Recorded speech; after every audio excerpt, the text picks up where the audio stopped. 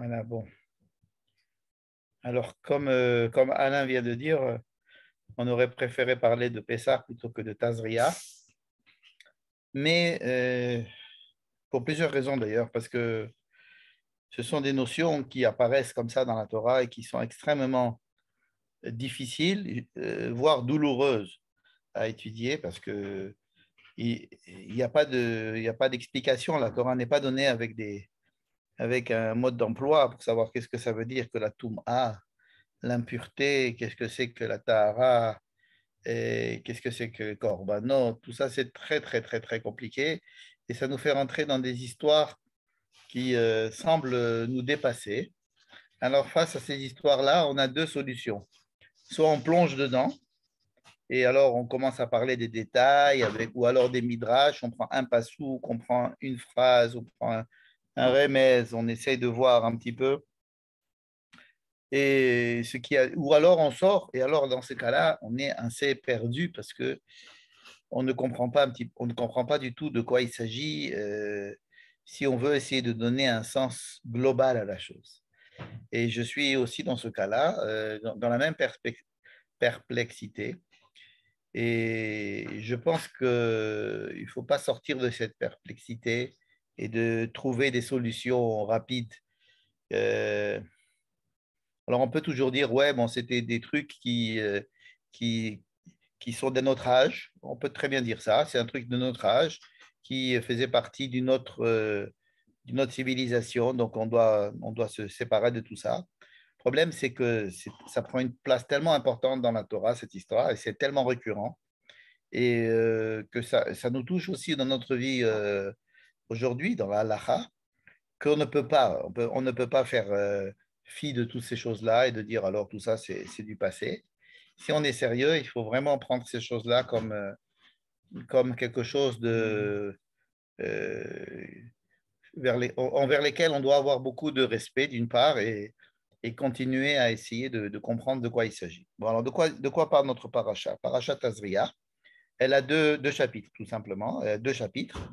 Cette année, la paracha de Tazria n'est pas couplée avec celle de la suite de Metzora. Le premier chapitre est très court. Il parle de la Yoledet, une femme qui accouche, et les jours d'impureté qui vont suivre, et les corbanotes qu'elle doit apporter, c'est-à-dire les sacrifices qu'elle doit apporter au temple pour pouvoir entrer au temple par la suite.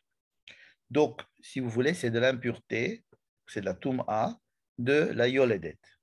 Ensuite, il y a un long chapitre, le chapitre 13, qui parle de la tsaraat, c'est-à-dire cette affection qu'il y a sur la peau et qui va si elle s'avère être vraiment une tsaraat, va obliger la personne qui a cette tsaraat à faire certaines choses. Et ce chapitre 13 finit par le cas où cette tsaraat ne touche pas la peau de la personne, mais elle touche un vêtement le vêtement de la personne. Bon. Et dans ce cas-là, il n'y a pas grand-chose à faire avec le vêtement. Si vraiment c'est la tsaraat, alors il faut détruire le vêtement. On ne peut pas purifier ce vêtement. Bon. Et on ne peut pas étudier notre paracha sans étudier le contexte. Évidemment, d'abord la paracha qui va suivre. Parce que la paracha qui va suivre va parler des manières de sortir de cet état, c'est-à-dire euh, comment purifier un homme qui a la tsaraat, et elle va nous parler aussi d'un autre sujet qui est la tsaraat des maisons. Alors, voilà les sujets. Donc, des sujets extrêmement douloureux, comme je disais, parce que incompris, et bien qu'on essaye toujours de donner des explications, moi je me méfie toujours des explications un peu rapides. Je préfère rester perplexe plutôt que d'être ragoua, comme on dit en hébreu, d'être tranquille en se disant, ah ben tiens, alors ça c'est ça et ça c'est ça, donc on peut aller dormir tranquille. Je préfère continuer à chercher, et je vous dis franchement, je continue à chercher. Et pourtant, je vais dire quelques mots à ce sujet. Donc voilà notre paracha de Tazria. Je ne sais pas si vous voyez ici, j'écris Tazria. C'est le deuxième rectangle. Premier rectangle, c'est la paracha de la semaine dernière, Shemini. Vous voyez? La paracha de la semaine dernière, c'était Shemini. Cette semaine, c'est Azria. La semaine prochaine, ça sera Metzora. Et la semaine d'après, ça sera Acharemot. Pourquoi est-ce que je parle de ces 4 parachiotes? Parce que, regardez, rappelez-vous les sujets qu'il y avait dans la paracha de la semaine dernière. Il y avait 2 grands sujets. Un, c'était l'inauguration du Mishkan, ce fameux 8e jour, au cours desquels il s'est passé quelque chose d'assez tragique. C'était la mort des 2 enfants d'Aaron, Nadav et Avihu. Eh bien, ce même sujet va être repris dans la paracha de Acharemot, puisqu'il va être écrit Acharemot shene bene Aaron. Comme si Acharemot, c'était la suite logique de la paracha de Shemini, de Bayom HaShemini, en tous les cas du sujet de paracha de Shemini qui nous expliquait que ce jour-là d'inauguration, 2 enfants d'Aaron sont morts. Et il y avait Michel la semaine dernière qui nous avait posé la question, qui est, et pourquoi ne pas avoir tout de suite continué la paracha de Shemini avec la paracha de Acharemot? De quoi il s'agit dans Acharemot? Acharemot, on va le voir dans 2 semaines, dans 3 semaines. Acharemot, il s'agit de quoi? Dieu dit, écoutez, maintenant, si vous voulez rentrer dans le Saint des Saints, surtout ne faites pas comme ont fait les 2 enfants d'Aaron qui sont morts dans la paracha de Shemini, mais il va falloir que vous fassiez A, B, C, D, E, F, ce qui va être donc tout ce que l'on doit faire le jour de Kippour. Faites Acharemot, c'est la description de ce que le Kohen doit faire pour pouvoir rentrer dans le Saint des Saints le jour de Kippour, n'est-ce pas? Et ça a été induit par la tragédie de la mort des enfants d'Aaron. Et la mort des enfants d'Aaron, c'était le 8e jour, Yobayom Hashemini, n'est-ce pas? Donc, qu'est-ce qui se passe entre ce 8e jour, le jour où il s'est passé la mort des 2 enfants d'Aaron, et Acharemot, où on va parler des conséquences pratiques qui va être donc pratiquement les dinim, les lois qui concernent Yom Kippour, qui sont déduits de cela. Entre ça, il y a toutes sortes de sujets. Alors, ces sujets, les voilà. Je les souligne. Ces sujets, on en a vu le premier, c'était à la fin de la paracha de Shemini, c'était la liste des animaux purs et impurs à la consommation. Et donc, il y avait la liste des éléments purs et impurs. Donc, il y avait déjà la notion de pureté qui était rentrée la semaine dernière à la fin de la paracha. Ensuite, il y a notre paracha qui va parler de 2 sujets, celui de la yoledet, c'est-à-dire de la femme qui va accoucher, et des dinim du Metzora, n'est-ce pas, comme on vient de le voir. La paracha de Metzora de la semaine prochaine va parler de comment est-ce que le Metzora doit être purifié, et aussi d'autres cas, des cas un peu spéciaux, qui sont Zav et Nida. Qu'est-ce que c'est que Zav et Nida? Zav, c'est des écoulements séminales qui ne sont pas physiologiques, qui sont pathologiques, hein, soit chez l'homme, soit chez la femme. Des écoulements qui ne sont pas, par exemple, ils peuvent être purulents, mais pas forcément. En tous les cas, ce sont des écoulements qui vont faire que l'homme ou la femme à qui cela arrive vont avoir une certaine impureté aussi.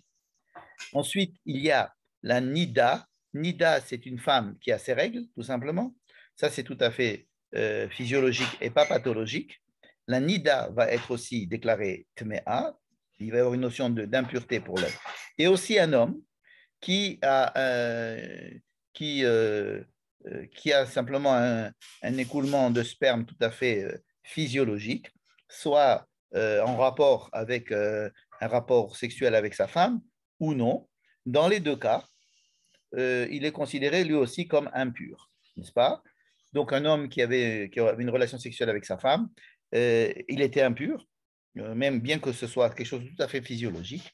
Et sa femme aussi, à cause du fait qu'elle était en contact justement avec quelqu'un de pur, avec quelqu'un d'impur, et donc ils doivent avoir un processus de tahara. Qu'est-ce que c'est que la tahara? C'est un processus plus ou moins long. Des fois, ça prend une semaine, des fois, ça prend un jour, et des fois, ça prend plus, pour essayer de sortir de l'état de Tum'a et de passer à l'état de tahara. Donc, vous voyez que tous ces sujets-là, les animaux que l'on peut consommer, la femme enceinte, le Metzora, celui qui a la tsarat, c'est-à-dire cette affection de la peau, ou alors l'affection de la maison, ou alors l'affection de son vêtement. Tout ça, c'est le Metzora. Ou alors j'allais dire, des écoulements qui ont rapport avec le sexuel, n'est-ce pas? Soit physiologique, soit pathologique. Mais dans les deux cas, l'homme et la femme à qui cela arrive sont impurs. Aujourd'hui, on parle beaucoup de la femme nida, mais en fait, l'homme est tout aussi impur, seulement comme tout le monde est impur et que l'impureté de la nida n'a pas la même valeur que l'impureté de la nida à l'époque où il fallait être pur au temps du Beth Amikdash, parce que la pureté, en fait, c'était une incapacité, l'impureté, la Toum'a, c'est simplement une incapacité à rentrer dans le Beth Amikdash. Sur le plan de la halacha, quelle est l'implication de la Toum'a, de l'impureté? Ça n'est que l'interdiction de rentrer dans le temple, c'est tout. Mais sur le plan de la halacha, il n'y a aucune interdiction à être tamé. Être tamé, c'est un état. Mais ce n'est pas un état qui est un état interdit. Je ne dois pas m'empêcher d'être tamé. Sur le plan de la halacha, encore une fois. Sur le plan du pshat, on a déjà vu qu'il pouvait y avoir une idée comme ça. En tous les cas, il y a ici des états de Toum'a, c'est-à-dire des états d'impureté, qui sont behemoth, c'est-à-dire la cacheroute. Ensuite, une femme qui accouche. Ensuite, le metzora. Ensuite, le zav, le nida et le shirvat zera, c'est-à-dire pour l'homme, pour la femme, des écoulements physiologiques ou pathologiques. Tous ces cas-là, ce sont des cas d'impureté qui sont traités en tant que tels, chacun séparément. Voilà. Donc, qu'est-ce qu'ils font là, tous ces cas-là, entre le moment où on a vu que pour l'inauguration du Mishkan, il y avait quelque chose d'extrêmement élevé, d'extrêmement important qui se passait, c'était Dieu qui donnait la possibilité d'une rencontre dans un lieu terrestre où les gens pouvaient accéder au divin, ou en tous les cas avoir quelque chose d'assez exceptionnel et d'avoir un contact avec le divin, n'est-ce pas? Eh bien, on est encore dans cette problématique-là. C'est-à-dire que si j'ai fait deux rectangles bleu ciel, un avant et un après, et que les deux parlent toujours du Kohen qui doit rentrer dans le Saint des Saints, dans les deux cas. Ou alors, comment approcher l'idée du Mishkan, c'est-à-dire de cette rencontre avec Dieu. Hein. À l'intérieur de cette notion de Kedusha, hein, de Kedusha, c'est-à-dire de sainteté, de rentrer en contact avec quelque chose d'extrêmement saint, sanctifié, quelque chose qui va amener l'homme à être en contact avec un monde pratiquement transcendantal, alors qu'il est fait de chair et de sang et qu'il va apporter un sacrifice de chair et de sang, il va être en contact avec l'au-delà, n'est-ce pas? Et étant donné que cette notion est aussi dangereuse qu'elle paraît être élevée, il va tout de suite y avoir des migbalot, c'est-à-dire des restrictions et des interdictions liées justement à cette approche du divin. C'est-à-dire que, qu'est-ce que c'est que l'approche du divin? On va dire deux mots.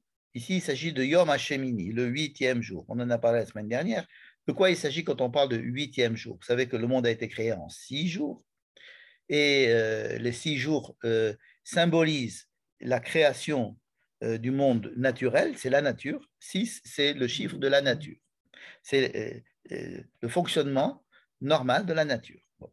Le 7, c'est une injonction qui est faite de se décaler par rapport à cette nature pour lui donner du sens, ce qu'on appelle le Shabbat. Donc le Shabbat, c'est ce qu'on appelle la sanctification du Chol, du Teva. la nature est sanctifiée. Qu'est-ce que ça veut dire que la nature est sanctifiée? Ça veut dire qu'on va prendre un certain décalage vis-à-vis de la nature afin de mieux l'observer, de l'observer avec une plus-value et lui donner du sens, essayer de trouver le sens que peut avoir notre présence dans cette nature, notre rôle et notre rôle d'homme vis-à-vis des autres hommes et vis-à-vis de la nature. C'est ce que devrait permettre la notion du Shabbat, c'est-à-dire le 7. Alors, le 8, la notion du 8, on n'y est pas. On n'y est pas du tout. La notion du 8 est une notion qui est en devenir. Et étant donné qu'elle est en devenir, on n'y est pas, bien que on nous raconte ce qui s'est passé le 8e jour.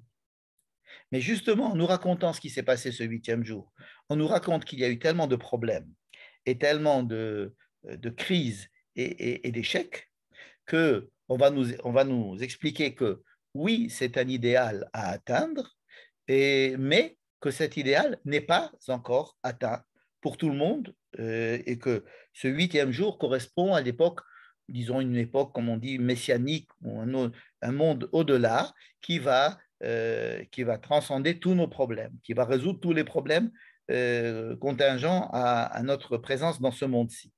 Il ne s'agit pas d'un monde après la mort, il s'agit d'un monde, de ce monde-ci, mais vécu d'une manière à ce que les choses deviennent évidentes, ce que l'on a, la présence de Dieu devienne quelque chose d'évident, le sens de la vie sera évident, beaucoup de choses seront évidentes.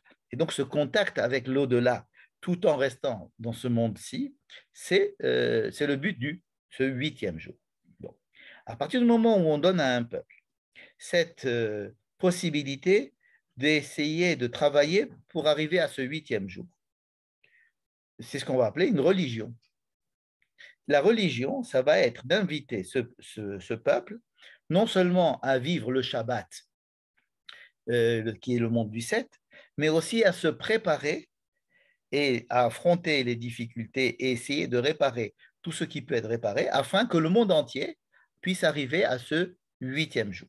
Hein, ce que l'on appelle le Messie, ce qu'on appelle les temps, un temps futur qui sera idéal. Bon. Et donc, à partir du moment où on décrit qu'il y a un 8e jour, tout de suite, la Torah décrit les problèmes que ce 8e jour peut poser aux êtres humains. Je dirais que la Torah insiste sur les problèmes que peut causer n'importe quelle religion qui promet un monde nouveau, un monde meilleur, ou bien tous les problèmes qu'une idéologie prise à l'extrême peut comporter comme problème potentiel. Parce qu'à partir du moment où on donne un idéal, on décrit un idéal, alors l'homme peut ne pas plus savoir où c'est qu'il se trouve. Est-ce qu'il se trouve dans la réalité ou est-ce qu'il se trouve dans l'idéal? Est-ce qu'à cause de cet idéal, tout va lui être permis? Est-ce qu'il va être enivré de cet idéal au point d'oublier qu'il se trouve quand même il se trouve là, parmi tout le monde? Et donc, tous les problèmes que peut provoquer une idéologie, une religion, et ici, le fait de parler ou de décrire l'éventualité d'un 8e jour, c'est-à-dire d'un monde messianique, dès qu'on en parle, au lieu de s'extasier de cette possibilité en nous décrivant un monde qui serait idéal, tout de suite, juste après, simplement on décrit le point d'idéal qui est ce 8e jour et tout de suite on nous parle des problèmes. Des problèmes que justement le fait d'avoir fixé cet idéal va causer à toutes les personnes qui sont censées pouvoir ou devoir y accéder, n'est-ce pas? Donc, en fait, il y a quand même pas mal de parachiotes ici, Shemini, Tazria, Metzora, Acharemot. Et il va y avoir après Kedoshim aussi, qui va être une injonction à chacun d'être Kadosh, c'est-à-dire, on l'étudiera plus tard, de se sentir en état de décalage, Kedoshim, c'est d'être en décalage et en humilité vis-à-vis de cet idéal qui est porté. Aujourd'hui, dans le monde, on est en général contre les religions. On se dit que les religions entraînent des guerres, que les religions entraînent des extrémismes, que les religions entraînent des problèmes psychologiques et psychiatriques même, et que beaucoup de problèmes psychiatriques déversent leur âme dans une pratique religieuse. Ce n'est pas faux, ce n'est pas faux. Mais pourtant, l'homme a besoin d'avoir un idéal. Et le fait de montrer qu'il y a un idéal, c'est extrêmement humain. Hein. On voudrait qu'il y ait, par exemple, de la paix dans tout le monde. Ou bien on voudrait que tout le monde, qu'on arrête de faire du mal aux animaux et aux plantes et à l'air, etc.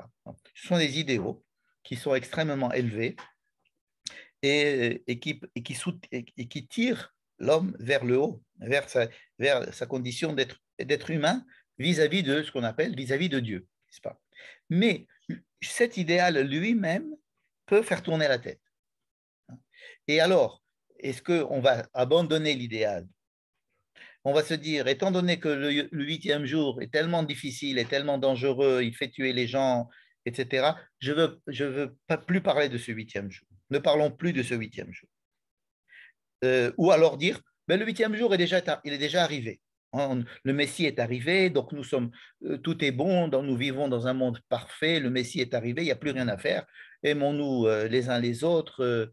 S'il y a de la violence, faisons comme si elle n'existait pas. S'il y a des injustices, pardonnons, prions, etc. Faisons comme si le 8e jour est derrière nous.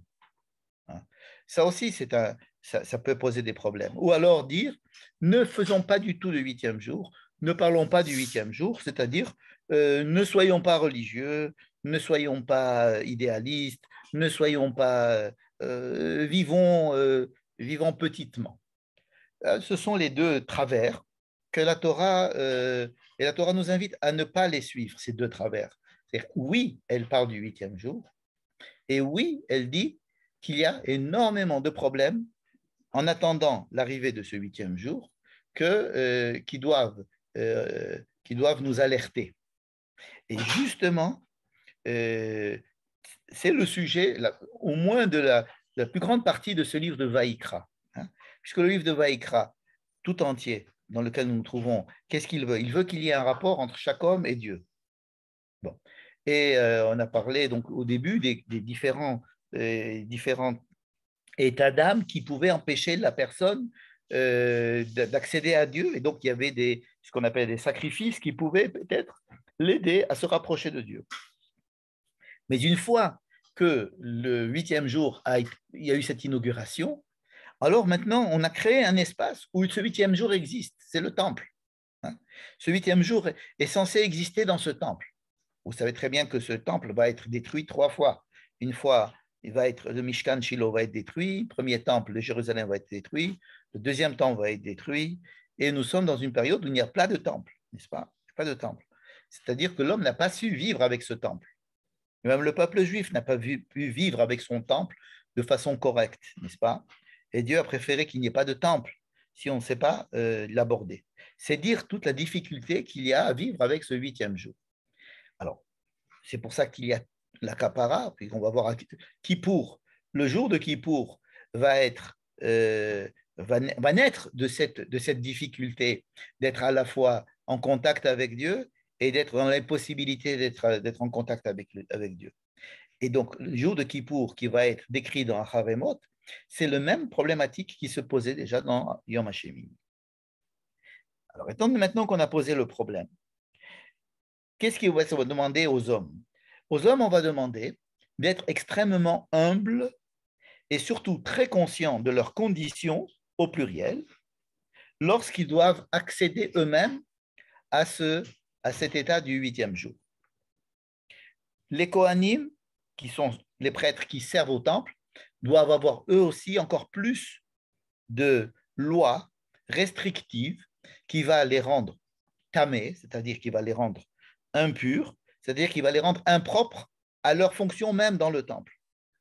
Alors, c'est un problème parce que le Cohen doit être en permanence tahor pour simplement travailler, pour aller au boulot. Hein. Alors, une personne extérieure aussi a des grandes restrictions pour pouvoir accéder à ce temple-là.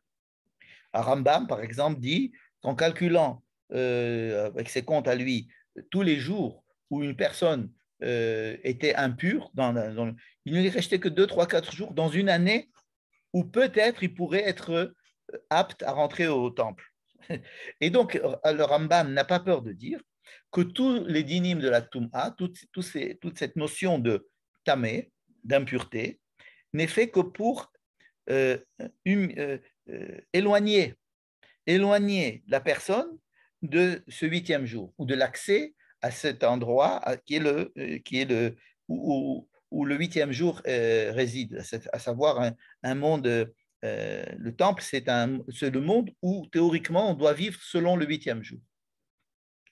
Et donc maintenant, on peut essayer de comprendre pourquoi est-ce que nous avons tellement de sujets qui sont, qui sont incrustés à l'intérieur de ce sujet-là de l'inauguration du temple.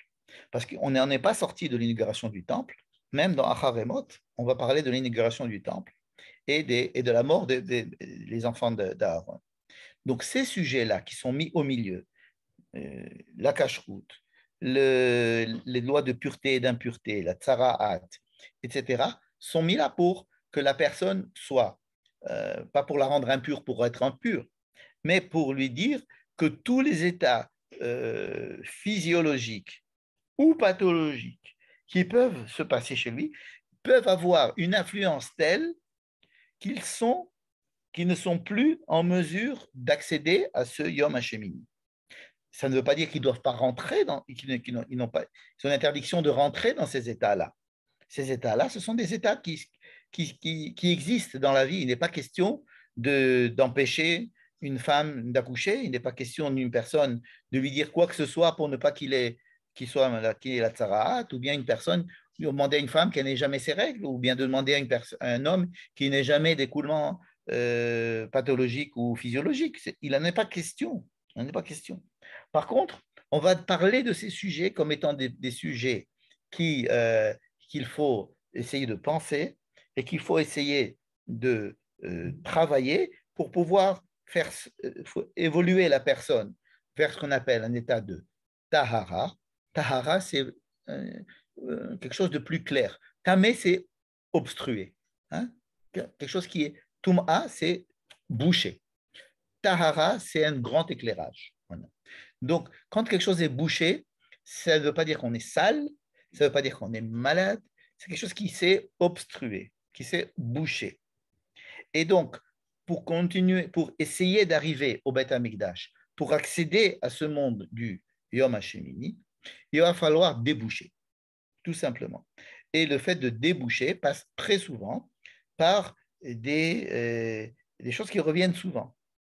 Par exemple, prendre un bain rituel, se laver les vêtements, laver ses vêtements,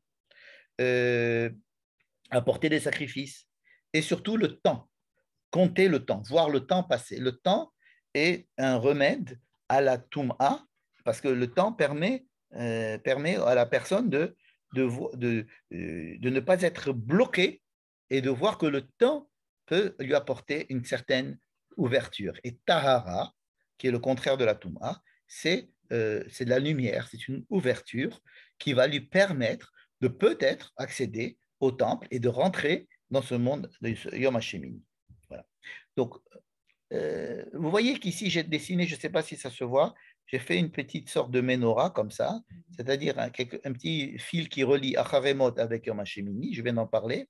On pourrait faire le même fil qui traverse, qui relie la Yoledet, la femme qui accouche, avec les lois de Nida, de Zav et de Zera, puisque ce sont des choses qui sortent du corps. Hein? Il est intéressant de poser la question pourquoi elles ne sont pas mises ensemble. Beaucoup de commentateurs essayent de comprendre pourquoi elles ne sont pas mises ensemble, pourquoi elles sont séparées. par ce sujet-là, Metzora, qui est un sujet extrêmement bizarre et que je vous invite à étudier ce soir. On va étudier ce soir ni la Yoledet, ni le Zav et le Nida, mais le Metzora. On va voir le Metzora. Alors, Metzora, de quoi il s'agit? Qu'est-ce que c'est que cette histoire de Metzora? Donc, vous avez bien compris que l'histoire du Metzora est partagée entre notre paracha et le paracha de la semaine d'après, n'est-ce pas? Puisqu'il y a deux parachiotes, Tazria et Metzora. Ce Shabbat, nous lisons que Tazria. La semaine prochaine, Metzora. Mais quand même, on ne peut pas étudier Metzora sans faire allusion à ces deux composantes qui sont des deux côtés des deux parachiotes. Alors, voici un petit résumé du chapitre 13 et du chapitre 14. Le chapitre 13, c'est le chapitre qui est dans notre paracha, qui nous parle du Metzora au niveau de la Tsaraat Taor, c'est-à-dire il va y avoir 4 sujets. Le premier sujet, c'est la description de la Tsaraat qui arrive sur la peau de la personne. On va en parler.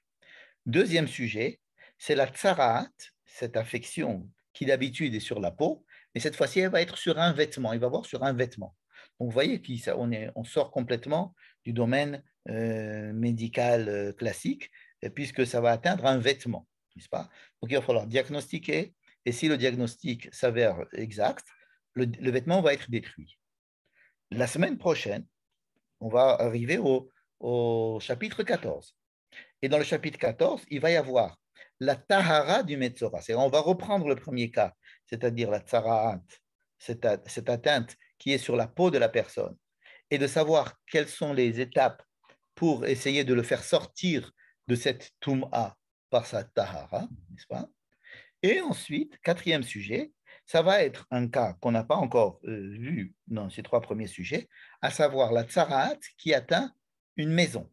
C'est-à-dire une personne rentre chez lui, il voit que sur les pierres, les murs de sa maison, il y a une tsaraat. Et non seulement on va voir le diagnostic de cette tsaraat, le diagnostic différentiel, mais aussi la manière de purifier cette maison. Alors, l'explication de la répartition de ces sujets, de ces 4 sujets comme ça, peut poser problème. D'abord, la tsarat à Beged n'a pas de purification, c'est-à-dire que le vêtement, on ne peut pas le purifier. Donc, il est mis dans il n'apparaît pas dans le chapitre 14, puisqu'on ne peut pas purifier un vêtement atteint de tsarat, il faut le détruire. Bon. Mais tandis que la maison, oui, on peut la purifier. Donc la maison, étant donné que la maison, on peut la purifier, elle est dans le chapitre de la purification, surtout que tout le processus de purification de la maison ressemble beaucoup à la purification de la personne. Donc ils ont été mis ensemble. D'autre part, la tsaraat abaït, c'est quelque chose qui dépend de la présence sur la terre d'Israël. Il n'y a pas de tsarat abaït en dehors d'Israël. Bon, on va essayer maintenant de rentrer dans le vif du sujet, à savoir la tsaraat elle-même. Bon. De quoi il s'agit dans la tsaraat? Bon. Premier sujet, c'est que c'est la personne elle-même qui diagnostique qu'elle a quelque chose sur la peau qui ne va pas. Donc, elle appelle un spécialiste qui s'appelle le Cohen. Le Cohen va voir si ce qu'elle voit sur sa peau est vraiment une tsaraat ou pas. Donc, c'est le problème du diagnostic. S'il y a des difficultés à faire un diagnostic, comme dans n'importe quel domaine, le diagnostic n'est pas une chose facile.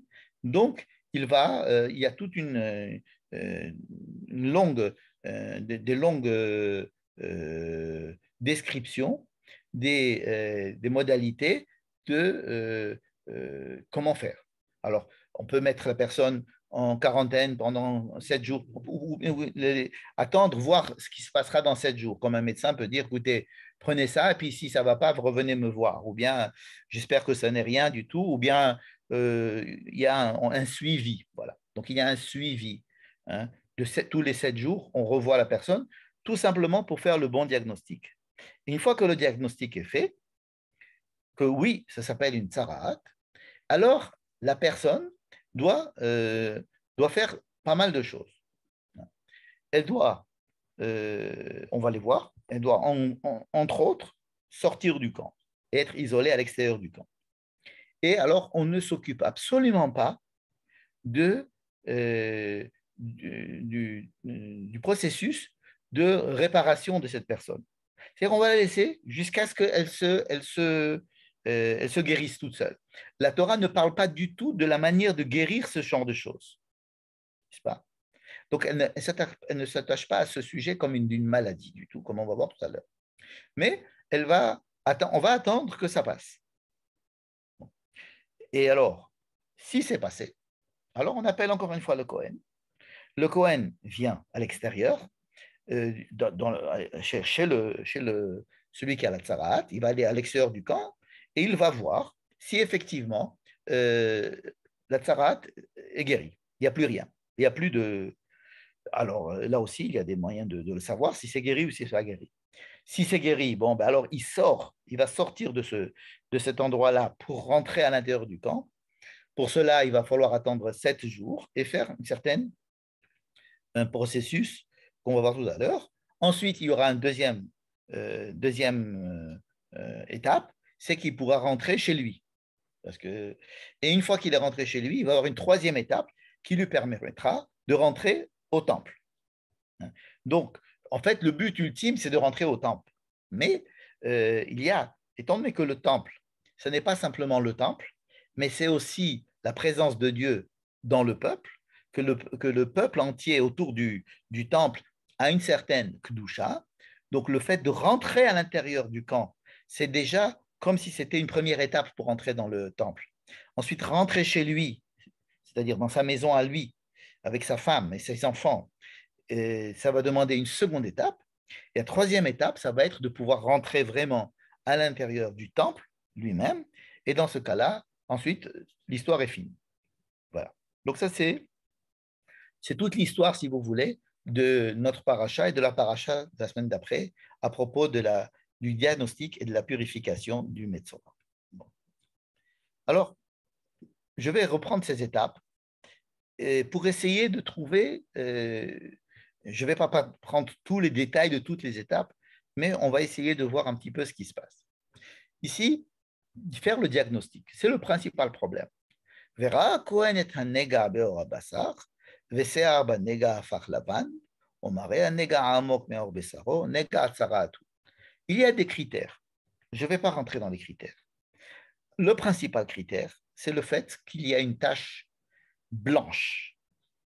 Le mot lavan ici est extrêmement important. Vous allez voir pourquoi.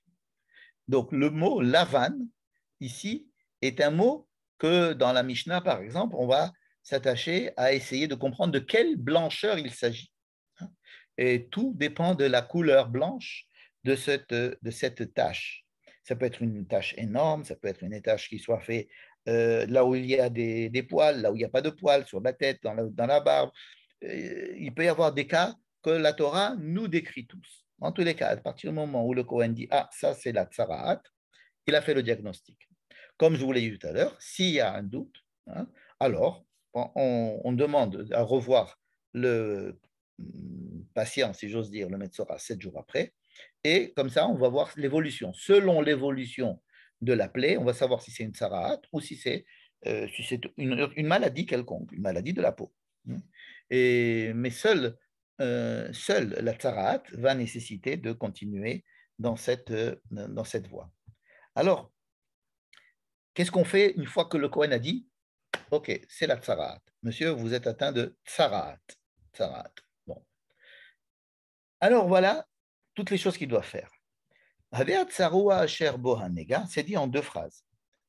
Begadav ihiu perumim, rosho yihye parua, al safam yate, vetame tame yikra. Kol yeme asher hanega bo, yitma, tame hu, badad yeshev, michutz lamachane moshavo. Je résume. Première chose, il doit défaire ses vêtements. Il doit défaire ses vêtements. Qu'est-ce que ça veut dire défaire ses vêtements? Ça veut dire qu'il doit faire ce que l'on fait aujourd'hui quand on est en deuil, on déchire les vêtements. Il faut déchirer ses vêtements. Rosho parua, il faut qu'il arrête de se coiffer ou de se couper les cheveux ou de s'arranger les cheveux. Il faut laisser les cheveux, il faut pas aller chez le coiffeur. Et il faut laisser les cheveux comme un petit peu hirsutes, comme ça. Et nous verrons tout à l'heure qu'il y a aussi, que ça pourrait être ne pas porter de couvre-chef, ne pas porter de kippa, par exemple. On doit enlever tout couvre-chef, laisser ses cheveux hirsutes, comme ça. Al-Safa Miate, il doit mettre un masque sur sa bouche, il s'agit un petit peu des poils qu'il y a autour de la bouche. Donc, il doit mettre un masque, comme on met un masque aujourd'hui, sur la bouche. Il doit déclarer à tout le monde qu'il est tamé. Il doit dire je suis tamé, je suis tamé. Ensuite, il doit être, comme on a dit, il doit être habité seul en dehors du campement. Voilà. Donc, on retient en général la dernière phrase, c'est-à-dire le fait qu'il soit en dehors du campement, mais en fait, il doit faire toutes ces choses-là. Et je vais revenir à ces choses-là. Je vais revenir à ces cinq étapes. Vous allez voir que ça va nous intéresser pour essayer de comprendre un peu plus ce qui se passe. Bon. Qu'est-ce qui se passe après? On a dit, il déchire ses habits, ses cheveux sont hirsutes, il doit mettre un masque et il doit habiter en dehors du campement, c'est-à-dire il doit s'isoler complètement. Et là, il attend, il attend. Et si il a l'impression que ça y est, il n'a plus la maladie, enfin, il n'a plus la tsaraat, le Cohen vient. Et alors là, comme on a dit, il y a 3 étapes. Il doit le faire sortir de son état d'isolement pour le faire rentrer à l'intérieur du campement. Et pour faire cela, il doit d'abord faire un cérémonial assez intéressant. On doit prendre deux oiseaux identiques, et on doit faire la shrita, c'est-à-dire on doit égorger l'un. Et le sang le deuxième doit être trempé dans de l'eau et dans le sang de l'oiseau mort. Il y a un oiseau vivant et un oiseau mort. Et donc l'oiseau mort est sacrifié. On va récupérer son sang, on va le mettre dans de l'eau vive, et on va mettre aussi quelque chose qui est un petit morceau de hérès et de ésove, et aussi quelque chose de rouge, un colorant rouge. Et on va tremper l'oiseau vivant dans cette eau rouge sanguine, et on va l'envoyer, on va le libérer. On va libérer ce deuxième oiseau. Ensuite, on va revenir sur ça. Gilouar, c'est-à-dire qu'on doit prendre la personne, on doit entièrement la raser complètement. Ensuite, elle doit laver ses vêtements et avoir un bain rituel. Et il doit rester 7 jours. Au bout du 7e jour, il doit refaire encore la même chose. On ne va pas refaire encore avec les 2 oiseaux, mais il doit se laver les vêtements. Il doit rentrer faire un bain rituel. Il doit entièrement être rasé une seconde fois, 7 jours après. Il n'y a pas beaucoup à raser, mais enfin, il doit se raser encore une fois. Et cette fois-ci, il peut rentrer à l'intérieur du campement. Okay. Et alors, il s'appellera, bon, Tevoulium, peu importe. Ensuite, il y aura une 3e étape qui est celui d'apporter quelques sacrifices au temple. Et on va lui faire un petit peu ce qu'on a fait au Cohen lorsqu'on a rendu le Cohen dans la paracha de Tzav. Et on va prendre, et on va avec de l'huile, enfin bref, on va faire quelque chose. Et ensuite, il pourra sortir complètement de cet état-là. Et alors, il sera tahor, et puis ce sera fini. Vous remarquerez que dans tout ce cérémonial, la Torah ne parle absolument pas ni de contamination. C'est vrai qu'on a l'impression qu'il y a ici, on met un masque, donc il y a un virus. Il n'est pas question de contamination. Le Cohen, lui, ne doit pas mettre de masque. Le masque n'est pas mis pour une contamination. On ne va pas le faire sortir, l'isoler du campement parce qu'il est contagieux. Bon. D'où je sais ça? Tout simplement à l'aide de comparaison d'autres cas similaires dans la Torah, pas dans la Torah, dans la Bible, des cas de tsarat. Est-ce qu'il y a des cas de tsarat dans la Bible? Alors on connaît celui de Myriam, par exemple. On sait que Myriam a eu la tsarat, mais on va voir quelques cas intéressants pour étudier en tous les cas, pour ne pas mal définir la tsarat. Premier cas ici, il s'agit de Naaman. Naaman était le chef d'état-major du chef de Aram, c'est-à-dire un ennemi d'Israël, un goy. Hein. Donc, ce n'est pas du tout un juif. Mais il était le Ramatkal, c'est le chef des armées. Ish Gadol, Lifnei Adonav, c'était un homme grand et très important. Son maître, c'est-à-dire le roi d'Aram, hein, le roi araméen, était donc s'appuyait sur lui pour tout. Il était son bras droit et il Ha'ish Haya Gibor Chail Metzora. Il était Metzora, donc il avait la tsaraat, mais c'est décrit comme quelqu'un d'extrêmement fort sur lequel tout le monde s'appuyait.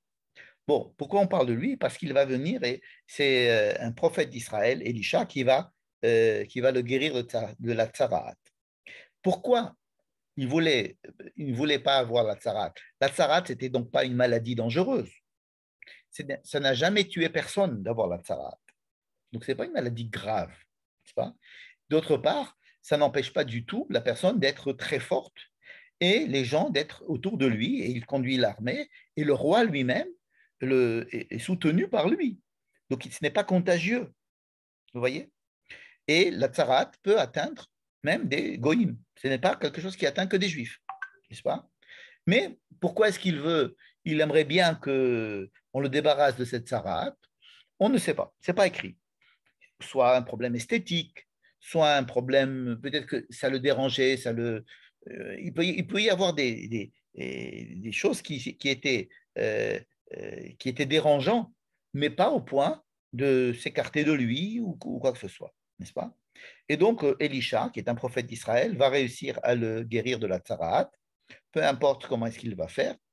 Il y a ensuite un autre cas, c'est justement le serviteur de ce prophète d'Israël, le serviteur d'Elisha, qui s'appelait Gehazi, qui a voulu profiter de l'occasion que son maître avait pu guérir de la tsaraat, ce chef d'état-major étranger, pour aller demander ou prendre de l'argent, prendre un butin. Et donc, son maître, alors que son maître ne voulait pas recevoir aucune récompense à ce sujet, il va recevoir la tsaraat, c'est-à-dire que la punition. Alors là, la tsaraat apparaît comme punition. Et alors, la punition va être à ce Gehazi aller prendre l'argent que son maître avait refusé, eh ben, il va voir lui-même la tsaraat. Non. Et donc, oui, quand on dit Metzora Kachalek, ça rappelle aussi que Moïse a eu la tsaraat. Moïse, au buisson ardent, lui aussi, il va avoir la tsaraat, sa main va être Metzoraat. Donc, cela pose des problèmes. En tous les cas, on voit ce que ce n'est pas. La tsaraat, ça n'est pas une maladie contagieuse. Elle n'est pas décrite comme une maladie. Aujourd'hui, aucune maladie ne peut être, identifiée avec la tsaraat. Aucune. Il y en a qui parlent de psoriasis ou de choses. En fait, non. Il n'y a aucune maladie aujourd'hui n'est identifiable avec ce que la Torah décrit comme étant la tsaraat.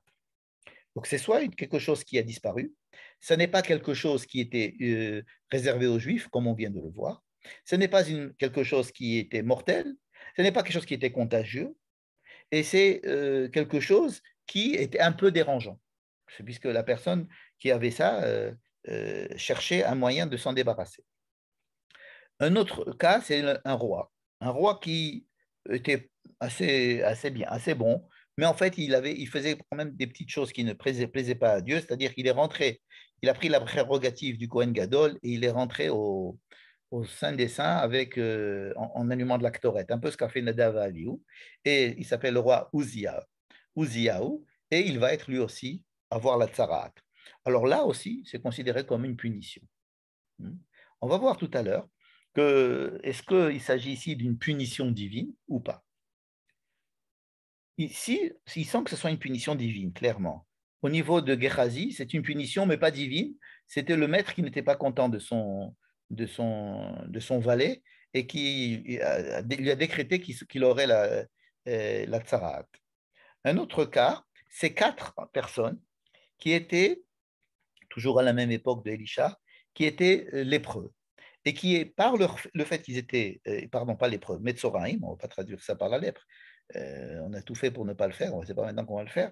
Donc ils étaient Metzoraïm, et donc ces 4 personnes étaient en dehors du camp, et on raconte que le fait qu'ils étaient en dehors du camp leur a permis d'avoir accès à des informations concernant l'ennemi que les gens qui étaient à l'intérieur du campement, des murailles, ne pouvaient pas avoir, et ainsi ils ont pu sauver leur, toutes leurs compatriotes en leur expliquant que l'ennemi n'était pas là, etc. Enfin bref, le peuple d'Israël a pu être délivré grâce à ces Metzoraïm qui se trouvaient par hasard, enfin pas par hasard, puisqu'ils étaient Metzoraïm, ils devaient être à l'intérieur du camp, mais ces Metzoraïm n'ont absolument ils n'ont pas l'impression du tout d'être en état de maladie ou de mort. Ils sont là parce que la loi leur dit d'être là, c'est tout. Et au contraire, ils sont extrêmement utiles et ils sauvent tout le peuple. Vous voyez que tous ces cas-là sont extrêmement disparates et ils nous posent des questions. 2 mots à propos de la Toum'a. Parce que on a dit que la Toum'a, comment est-ce que je l'ai définie jusqu'à présent? Donc le Metzora, celui qui a cette atteinte de la peau ou de son vêtement ou de sa maison, en tous les cas, le Metzora doit faire une certaine chose qu'on va étudier tout à l'heure, ne vous inquiétez pas. Mais il est surtout tamé, c'est-à-dire tamé, il ne peut pas rentrer au temple. Hein, tamé, Toum'a. Alors, qu'est-ce que c'est que cette impureté, cette toum'a? Je l'ai définie tout à l'heure comme une incapacité à rentrer au temple et j'ai proposé le fait que l'état de toum'a fait entrer la personne dans un état qui ne lui permettrait pas ou alors serait dangereux s'il rentrait en contact avec ce 8e jour, c'est-à-dire avec ce temple-là, n'est-ce pas? Qu'il peut continuer à vivre tranquillement, mais s'il veut retourner au temple, alors là, il ne peut pas, n'est-ce pas? Donc, la Toum'a, elle pourrait avoir, comme on va voir tout à l'heure, plusieurs explications. Qu'est-ce que c'est que la Toum'a?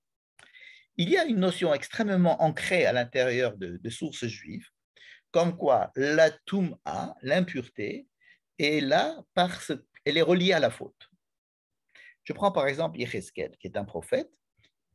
Ben Adam, Bet Israël Yoshvim Alad Matam. Donc Dieu dit à ce prophète, les Juifs sont sur leur terre, Vaitam Uota, ils ont rendu impure la terre. Comment? Bedarkam, par leur comportement. C'est-à-dire leur comportement impie a fait que la terre est impure. Qu'est-ce que ça veut dire que? Ça veut dire que la Toum'a, l'impureté, est une conséquence de la faute, n'est-ce pas? Ketum'at hanida, comme l'impureté d'une femme nida. Donc, il y a cette notion d'impureté qui est liée à la faute, comme si c'était une punition. Et que la Toum'a, c'était la punition faite à cause d'une faute. Je reprends encore un autre exemple dans Yecheskel même. On reprend ça le jour de Kippour. Je verserai de l'eau et l'eau va vous purifier de toute votre impureté. Tum'otechem, votre impureté. Ou mikol gilu lechem et taeretchem. En fait, c'est quoi tum'otechem? C'est de vos actes impies. Je vous mettrai un cœur nouveau, et j'enlèverai de votre corps le cœur de pierre, je mettrai devant vous un cœur de chair. Donc, ici, la pureté vient à la suite d'une faute. Voilà. Donc, maintenant, avec tous ces éléments, nous allons voir un petit peu comment est-ce que, dans le judaïsme, on perçoit cette histoire de Tsarat et cette histoire de Toum'a. J'espère avoir ici les... Voilà. J'ai résumé un petit peu ici les différentes approches, n'est-ce pas? Alors d'abord, on a vu que la tsarat, ce n'était pas une maladie. En tous les cas, pas une maladie connue. En tous les cas, si c'est une maladie, c'est bizarre que ça atteigne la maison et les vêtements. Ensuite, ce n'était pas contagieux, contrairement à ce qu'on pourrait croire. Et ça ne tue pas. et la Torah ne s'occupe pas de réparer cette maladie. Elle ne s'occupe que de réparer la personne qui, une fois qu'elle a été déclarée tamé, la rendre tahor. Ce qui est totalement différent que de s'occuper de soit empêcher que la maladie arrive, soit réparer la maladie. On est là qu'à faire le diagnostic et on voit qu'il y a 7 atteintes. On déclare la personne tamée. Ensuite, on a un processus pour qu'il devienne tahor. Ça n'a rien à voir avec une maladie. D'abord, qu'on essaye de prévenir et de ne pas avoir cette maladie. Ensuite, si on a cette maladie, on va essayer de guérir la maladie. Or, ici, la Torah n'a aucune approche ni de prévention, ni de guérison. Donc, dans tous les cas, elle ne s'adresse pas à la tsaraat comme à une maladie. Même si c'est une maladie, peu importe, qui n'existe pas aujourd'hui, qui a existé à une période, mais l'approche de la Torah n'est pas là pour s'occuper d'elle en tant que maladie, puisque à aucun moment on va prévenir, on ne va pas dire aux gens attention, ne faites pas ça pour ne pas avoir la tsaraat, c'est pas dit dans la Torah, c'est dit chez les Chachamim, mais pas dans la Torah. Et une fois que la personne a la tsaraat, on ne va pas dire ah ben ça serait bien de faire ça pour essayer de guérir. On va attendre, ça ne dépend pas de la Torah de savoir si c'est guéri ou pas guéri. Et la personne, après on va s'occuper d'elle pour la déclarer rentrant à l'intérieur d'un système qui s'appelle la Toum'a, et ensuite comment faire pour la sortir de cet état qui est la Tahara. Une idée extrêmement répandue, surtout dans le Talmud, en s'appuyant par exemple sur l'histoire de Myriam ou sur l'histoire de Gehazi, le serviteur d'Élisha, ou l'histoire de Ozia, le roi atteint parce qu'il était rentré dans le Saint des Saints avec de la Ktoret. Il y a une idée très ancrée à l'intérieur du judaïsme que la tsaraat vient à cause d'un péché. La personne faute et donc elle est punie. C'est une idée religieuse extrêmement répandue. Et alors, à partir du moment où on a cette idée-là, tout ce qui est désagréable chez l'homme vient à cause d'une faute. Alors, par exemple, on va dire quelle faute? On va chercher des fautes. Donc, on va trouver les fautes que peut-être ont fait Gehazi ou Myriam ou Ozia, voir quelles sont les fautes qu'ils ont pu faire et dire alors, Metzora, par exemple, celui qui a dit du Lachon Hara, ou Motzi Shemra, ou alors Gaava. Peu importe, on va trouver des fautes qui entraînent la tsaraat. Bon, c'est très bien. C'est un système qui est simple, qui est logique et qui peut fonctionner et qui rentre tout à fait dans un système religieux classique. J'ai fauté, je suis puni. La tsaraat serait une punition. Seulement, premier problème, ça n'est pas écrit dans la Torah. Deuxième problème, c'est que toutes les fautes n'entraînent pas une tsaraat. Je sais pas. Et qu'on on ne voit pas des punitions de fautes dans la Torah, pas dans les Névi, de punitions de fautes directement par des maladies ou par des choses qui arrivent, n'est-ce pas? Et d'autre part, si on déclare le tsaraat, le metzora comme impur, tamé, hein, alors peut-être que la toum'a elle-même est une faute. Alors on va dire, que la toum'a est une punition. Puisque tu as la tsaraat, monsieur, je vais te punir en te donnant la tsaraat, en te déclarant impur. Mais d'abord, on ne déclare pas impur tous ceux qui ont fait une faute. Ce n'est pas vrai. Dans la Torah, ça n'existe pas. On n'est pas impur parce qu'on a fait une faute.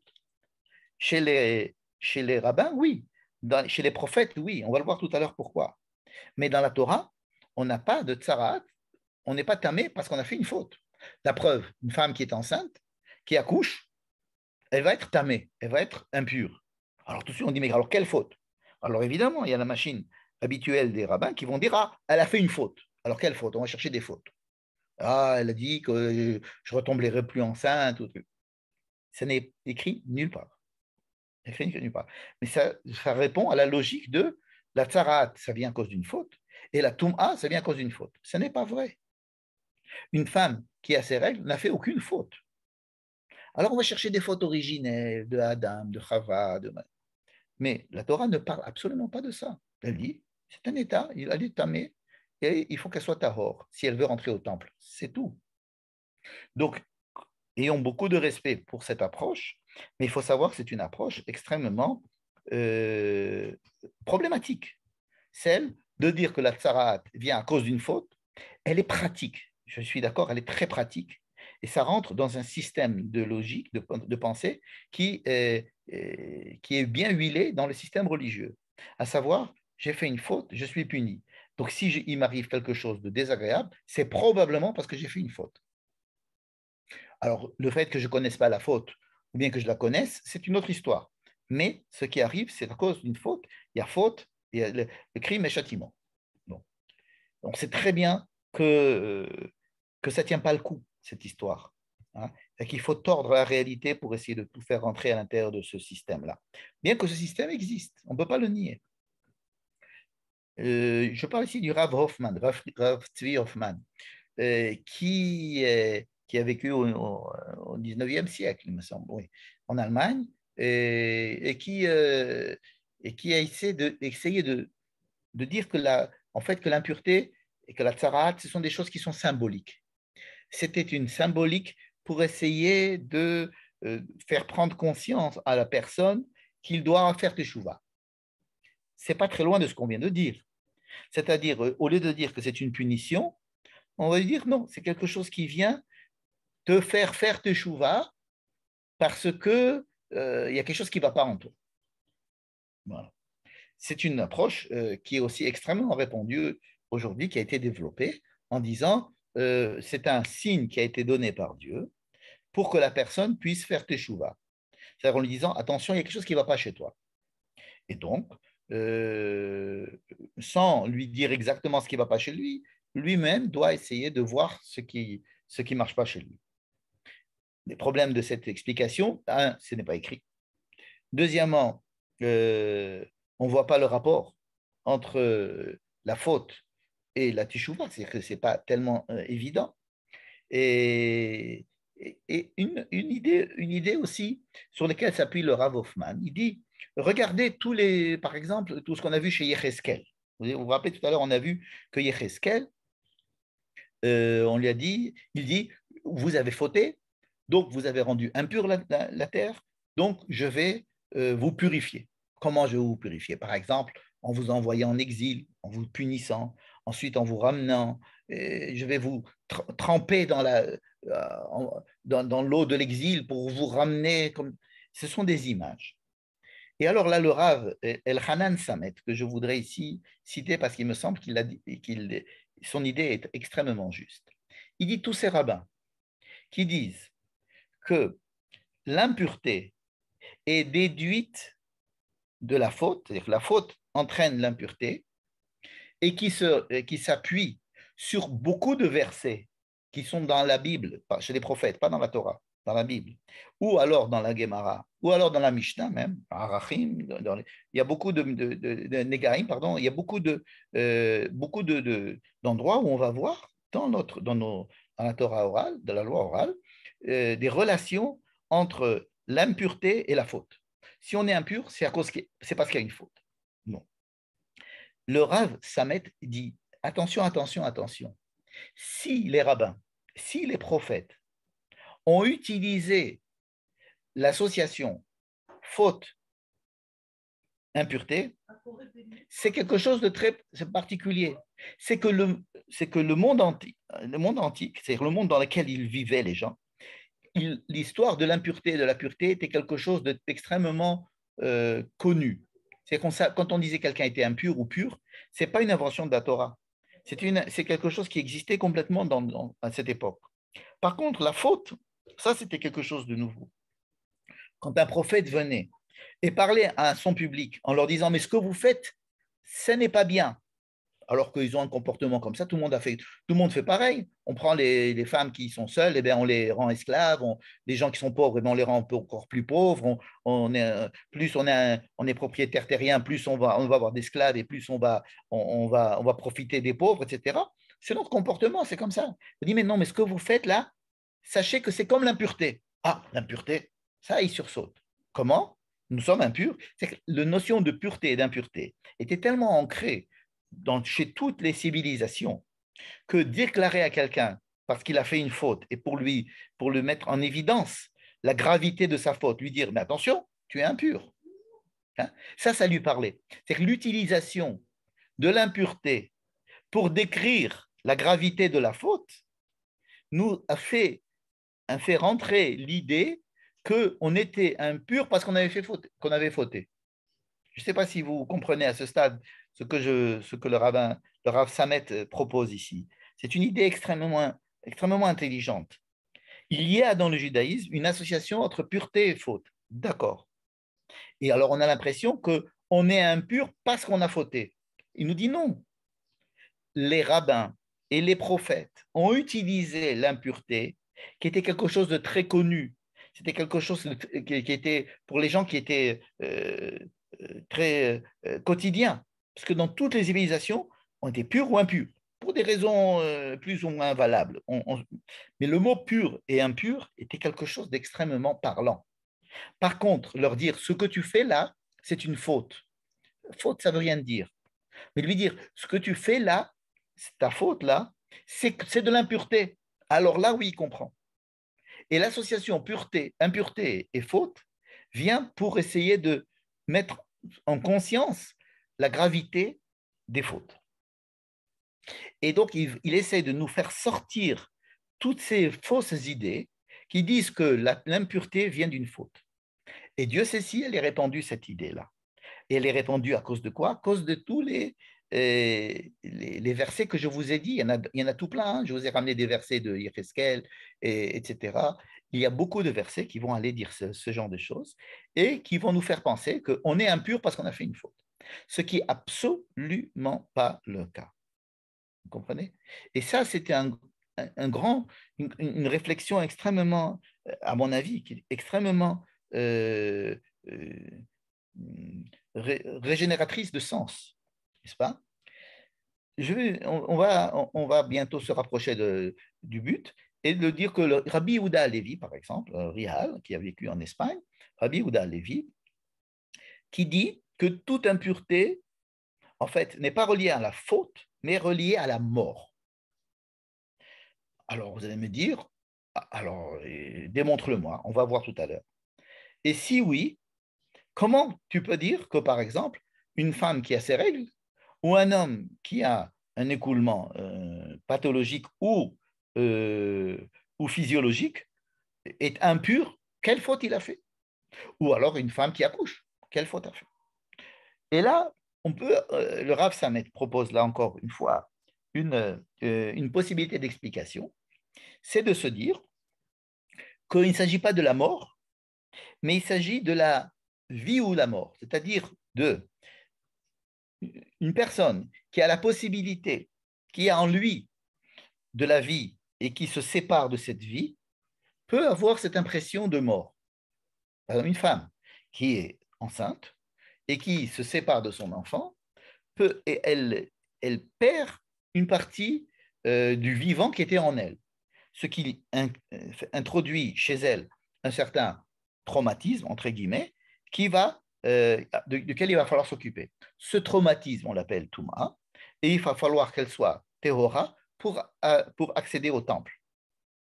Pareil pour une personne, une femme qui a ses règles, c'est-à-dire qu'elle avait donc une ovulation qui était potentiellement porteuse de vie, mais étant donné que ce potentiel sort d'elle, donc elle va être en situation un petit peu de traumatisme en se disant que voilà une occasion de faire la vie qui n'a pas marché. Ou même un homme, même s'il est en train de s'accoupler avec sa femme, qui va voir que de son corps à lui sort du zera, de la semence. Même si justement cette semence va être en train de fabriquer de la vie, le fait qu'elle sort de son corps peut introduire à l'intérieur de lui cette notion qu'il est en train de perdre un peu de la vie qui était en lui. Alors maintenant, cette vie-là, ça va être pour le bien, puisque c'est justement cette vie-là, c'est le but même de la vie, c'est de donner vie. Mais la personne qui va donner vie, qui va voir sa vie, le potentiel de vie sortir de lui, pourrait créer en lui un certain traumatisme qui s'appelle Touma. et qui va nécessiter, s'il veut rentrer au temple, un processus de tahara. Sur cette idée-là, je voudrais qu'on revoie un petit peu, voir si ça marche avec tout ce que nous avons vu tout à l'heure. Et avec ça, on va finir. Je vous rappelle quelles sont les étapes, qu'est-ce que doit faire le Metzora. Il doit, rappelez-vous, Begadav Perumim, les vêtements déchirés. Il doit déchirer ses vêtements. C'est la personne qui vient de recevoir le diagnostic de Metzora. Deuxième chose, il doit ses cheveux hirsutes. Troisième chose, mettre un masque. Quatrième chose, dire qu'il est tamé. Cinquième chose, il doit être isolé à l'extérieur du campement. Qu'est-ce que ces choses-là nous disent? Ils peuvent nous dire plein de choses. Mais voyons les mêmes phrases, les mêmes cas qui sont arrivés dans la Torah elle-même. La semaine dernière, nous avons vu que lorsque Nadav et Abihu sont morts, Moïse a interdit à Aaron et à ses deux autres enfants de se mettre en deuil. Il dit, vous êtes en fonction, ce n'est pas le moment de vous mettre en deuil. Et il leur dit quoi? Rachechem al tifraou, vos cheveux ne les rendez pas hirsutes, parce que c'est ce qu'il voulait faire, il voulait se mettre en deuil. Il venait de perdre les deux frères. Non, vos cheveux ne les rendez pas hirsutes, vos vêtements ne les défaites pas, ne faites pas la créa, ne déchirez pas vos vêtements.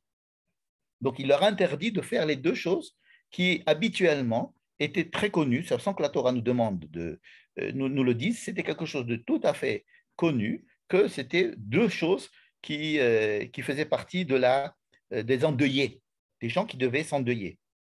Ou alors, bientôt dans 2 semaines, dans 3 semaines, on verra aussi un verset qui dira que le Kohen n'a pas le droit d'être endeuillé, de prendre le deuil pour des gens qui lui sont proches. Et là aussi, on va dire être rocho lo ifra ou bgadav lo ifrom. On va lui interdire de rendre ses cheveux hirsutes et de déchirer ses vêtements. 2 éléments donc, que la Torah elle-même décrit comme étant des signes d'endeuillement. Un autre verset qui se trouve cette fois-ci chez Yecheskel. Ce soir, on étudie beaucoup Yecheskel. Et de ces 3 versets, nous apprenons aujourd'hui toutes les lois du deuil. Dieu va dire à Yecheskel que bientôt sa femme va mourir. C'est très triste, mais Dieu va faire ça pour lui expliquer ce que veut dire que le peuple d'Israël a abandonné Dieu. C'est comme si un homme perd sa femme. Peu importe le contexte. En tous les cas, il va lui dire, ta femme va mourir et je te demande de ne pas rentrer en deuil. Et donc, c'est intéressant. Qu'est-ce que ça veut dire ne pas rentrer en deuil? Parce que comme ça, on va savoir ce que c'est que rentrer en deuil. Alors, il lui dit, Ben Adam, je vais te prendre ta chérie, velotispod. Alors, tu ne dois pas faire de hesped, c'est-à-dire tu ne dois pas faire de raison funèbre. Lotifke, tu ne dois pas pleurer. Lotavo dim'atecha. Ça pourrait dire soit tu vas pas, il faut pas que tu dois continuer à travailler, soit tu ne dois pas avoir des larmes. He'anek dom metim, tais-toi. Tais-toi comme les morts se taisent et comme les endeuillés se taisent. Lotaase pe'ercha chavush. Lotaase pe'ercha. Ne mets pas de couvre-chef. Chavosh alecha. Pardon. Excusez-moi. Evel lotaase. Point. Pe'ercha chavosh alecha. Tu vas mettre un couvre-chef. Donc, les endeuillés ne devaient pas mettre de couvre-chef. Ils devraient enlever leur kippa ou leur chapeau. Na'alcha tasim belaglecha. Mets des chaussures. On apprend que l'endeuillé doit enlever ses chaussures. L'ota'ate al sa femme, ne met pas un masque, parce que les endeuillés mettaient un masque. Velechem anashim lotochel. Et tu dois pas, et tu dois te faire à manger. De là, les endeuillés ne peuvent pas se faire à manger eux-mêmes, il faut leur apporter à manger. Donc j'ai fait la liste ici, c'est exactement ce que l'on fait aujourd'hui pour les endeuillés. On fait un espède, des oraisons funèbres, on pleure, on ne dit pas aux gens comment allez-vous. Les endeuillés ne peuvent pas demander aux gens comment allez-vous. Lola asotper à la roche, on devrait enlever la kippa. Un endeuillé devrait enlever la kippa théoriquement. Mais aujourd'hui, on est très, très, très religieux, alors il n'est pas question d'enlever la kippa. Alors ce qu'on fait, c'est qu'on ne va pas chez le coiffeur. Donc mettre des chaussures. Aujourd'hui, on ne met pas des chaussures en cuir. Lassim et Tzara. Il faut mettre donc un masque, ça on ne le fait pas aujourd'hui, mais il fallait mettre un masque comme ça pour ne pas. Pourquoi j'ai cherché beaucoup, pourquoi ne pas, pourquoi mettre un masque? Pourquoi mettre un masque? C'était mettre quelque chose qui recouvre le, la moustache et les lèvres. C'était quelque chose, c'était un signe de deuil. Et manger, ne manger que le manger euh, que nous apporte et pas le manger que nous faisons nous-mêmes. C'est de là, c'est de ces trois versets de Yézéchiel qu'on apprend. Donc, on apprend que tout ce qui est demandé au Metzora, en fait, ce sont des signes de deuil. Où c'est qu'il est le Metzora? On lui demande, voilà, on lui demande de faire toutes ces choses-là qui sont des signes de deuil. Ça veut dire le Metzora, à partir du moment où on a vu qu'il avait un truc, on lui dit tu vas prendre le deuil. Mais sur qui est mort? D'autre part, la plaie qui va faire qu'il est Metzora est blanche. Mais le blanc, c'est quoi? C'est le manque de vie. Parce que quand il va y avoir quand ça va devenir rouge, alors il va être guéri. Ça veut dire que ça va être recolonisé par des cellules et sanguines et des cellules en général, et donc ça va se réparer. Il va y avoir du sang rouge. C'est d'ailleurs le rouge, rappelez-vous, dans lequel on trempait l'oiseau dans du rouge qui symbolise la vie. Le blanc symbolise la mort, n'est-ce pas? Alors de qui est-il en deuil? Pourquoi le Metzora est en deuil? Eh bien, le Rav Elchanan, pardon, le Rav Yonatan Grossman propose que tout simplement le Metzora est en deuil de lui-même. Ça veut dire qu'un Metzora, c'est une personne qui est atteint de sentiments de mort et ça apparaît soit sur sa carapace première, sa peau, soit sur son vêtement, soit sur sa maison. Quelque chose qui est pratiquement miraculeux, parce qu'aujourd'hui, ça ne n'arrive pas. Ça n'arrive qu'à des gens qui sont extrêmement élevés spirituellement et ou extrêmement importants et qui sont visibles de tout le monde et donc ces personnes-là peuvent avoir un sentiment de mort. Il y a quelque chose qui meurt en eux. Et la déclaration de la Toum'a, c'est de dire, tiens, il y a quelque chose qui est mort en toi, donc et tu ne peux pas, en état de mort, même partielle, ou de mort symbolisée à l'intérieur de toi par quelque chose qui est mort, tu ne peux pas rentrer à l'intérieur du Beth Amikdash, tu ne peux pas rentrer dans le 8e jour, parce que le 8e jour n'est fait que de vie. Et donc, on voit que dans les signes même qui vont déterminer si une personne a la tsaraat ou pas, on voit qu'il s'agit effectivement pour la tsaraat du Metzora, comme si c'est un diagnostic de mort qu'il y a en lui. Il y a qu'est-ce que c'est que des diagnostics de mort? Il y a une panoplie énorme. À l'époque, certaines personnes pouvaient avoir ce signe qui leur indiquait que quelque chose était mort en eux. Vous savez que toutes les atteintes dermatologiques sont pratiquement toutes, elles sont l'expression d'une pathologie qui devient psychosomatique et dont le soma, c'est-à-dire la peau, est l'une des expressions les plus répandues de ce genre de problème psychologique, un problème psychologique de sentiment de mort, n'est-ce pas? Ce n'est pas très loin des gens qui devaient amener des corbanotes. D'ailleurs, le Metzora doit amener des corbanotes, des sacrifices, n'est-ce pas? Donc, on voit que, en fait, là, les états qui sont décrits ici, ce sont des états qui peuvent entraîner chez la personne qui sont dans cet état-là une incapacité à saisir la pleine signification du Yom HaShemini dans l'état dans lequel il se trouve. Et on va essayer de leur faire le diagnostic. Bon, alors une femme qui accouche, elle n'a pas besoin de diagnostic, elle accouche. Mais une personne qui a ses règles, ce n'est pas la peine de diagnostic, elle le sait. Metzora, il va falloir le diagnostiquer, c'est plus compliqué. Et c'est le signe de tout ce qui pourrait euh, être l'expression d'une certaine difficulté à accéder justement de façon saine et ouverte à ce Yom Shemini. C'est-à-dire rentrer à l'intérieur du temple, c'est rentrer à l'intérieur du Yom HaShemini. Et donc, s'il y a tellement d'importance qui est donnée à ce Metzora-là, bien qu'aujourd'hui ça n'existe pas, on peut quand même, simplement en étudiant les versets, peut-être comprendre qu'il s'agit d'états de petites zones de mort qu'il y a et qui doit diagnostiquer pour essayer de réparer. Mais une fois qu'il est réparé, que la mort a été que lui-même a réparé. La chose s'est faite avec le temps et avec les différentes. Il doit prendre le deuil sur lui-même. Hein, il prend le deuil sur lui-même. Et vous connaissez les effets thérapeutiques du deuil par rapport au traumatisme qu'est la mort. Et ensuite, il doit faire des étapes qui vont lui redonner du sens. Ces deux oiseaux, c'est lui. Il a un esprit, il est un peu la vie, un peu la mort. Un oiseau va être mis à mort et l'autre oiseau va être libéré complètement. Donc, il a ces deux oiseaux en lui. On va prendre ces deux oiseaux, un qui est la mort, l'autre qui est la vie. Et on va donner de la vie de l'un, va donner la vie, c'est-à-dire le sang de l'un va donner du rouge à l'autre. L'autre oiseau est blanc, comme son état de mort. Et pourtant, il va recevoir du rouge, il va être trempé dans de l'eau vive et il va être envoyé dans un champ pour qu'il puisse voler le plus loin possible et être le plus libre possible. C'est-à-dire dire, tu as en toi de la vie et de la mort, eh bien, prends le côté vivant et sors et extirpe le côté mort. Et ainsi, tu pourras utiliser le côté vie. Et dans ce cas-là, il devient tahor. N'est-ce pas? Tahor, c'est-à-dire qu'il a la clarté et il n'est plus obstrué par ses sentiments de mort.